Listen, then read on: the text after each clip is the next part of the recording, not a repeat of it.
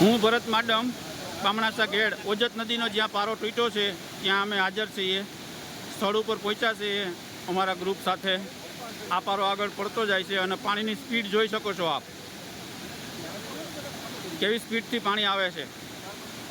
આખું અમારું ગ્રુપ અહીંયા ભીગું છે. અહીંયા ઊભા દેતું નથી પાણી, આંબાના ભરોસે ઊભા છે.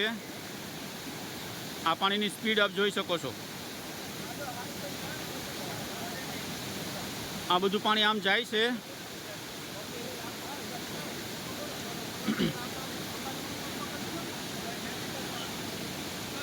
પાણી એટલું વહે કે અહીંયા ઊભા પણ દેતું નથી.